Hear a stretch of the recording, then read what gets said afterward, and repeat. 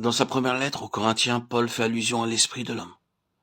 Qu'est-ce qui connaît ce qui est dans l'homme, si ce n'est l'esprit de l'homme qui est en lui? 1 Corinthiens 2, 11. C'est par notre esprit que nous nous connaissons nous-mêmes, d'une connaissance plus approfondie que ne serait celle de l'intelligence. Cet esprit régénéré est uni au Seigneur, dans une union intime, car celui qui est uni au Seigneur est un même esprit avec lui. 1 Corinthiens 6, 17. L'esprit de Jésus et notre esprit ne forment qu'un seul esprit, de sorte que quand l'esprit se meut dans notre esprit, nous marchons avec lui, dans une union parfaite de notre esprit avec le sien. Comment cela peut-il se faire? Regardons au calvaire. C'est au calvaire que Dieu fait son œuvre en nous. Il est écrit que le Seigneur, étant mort selon la chair, fut vivifié par l'esprit. 1 Pierre 3, 18.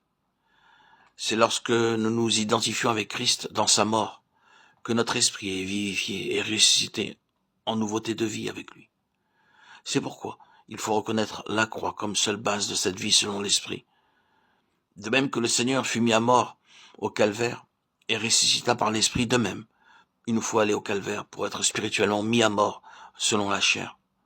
La chair doit être regardée comme crucifiée, Galates 5, 24, afin que le croyant puisse marcher selon l'esprit, jour après jour, et ne pas accomplir les désirs de la chair, Galates 5, 16, 25. Il faut que nous soyons amenés toujours plus profondément à cette communion intime avec Christ dans sa mort.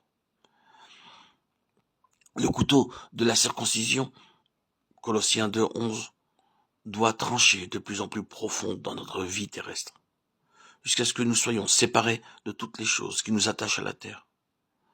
Notre esprit ne peut demeurer, se mouvoir et vivre en Dieu, à moins que nous ne soyons disposés à laisser le Saint-Esprit nous amener à une conformité parfaite avec Christ en sa mort.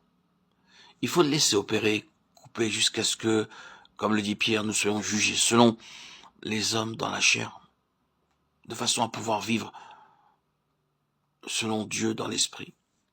1 Pierre 4, 6. Il en coûte de laisser le couteau opérer dans notre vie terrestre. Mais à moins que Dieu ne coupe de plus en plus profondément, aucun de nous ne comprendra combien nous sommes entièrement attachés aux choses de ce monde. Souvent, nous pensons avoir été crucifiés avec lui en sa mort. Alors Dieu nous place devant de nouvelles circonstances. Et nous découvrons que nous n'étions pas aussi profondément séparés du monde que nous ne le pensions. Il est grand, le prix que nous avons à payer pour obtenir cette union intime et cette victoire qui en découle, en esprit, sur les puissances des ténèbres. Mais nous désirons non seulement une victoire personnelle, mais être amenés au point où Dieu peut avoir, par nous, cette complète maîtrise sur cette puissance satanique que les apôtres connaissaient bien. Jésus les envoya avec la mission de chasser les esprits malins. Ils devaient être ouvriers avec lui. Pour la délivrance actuelle de toute l'Église de Dieu, il nous faut arriver à tout prix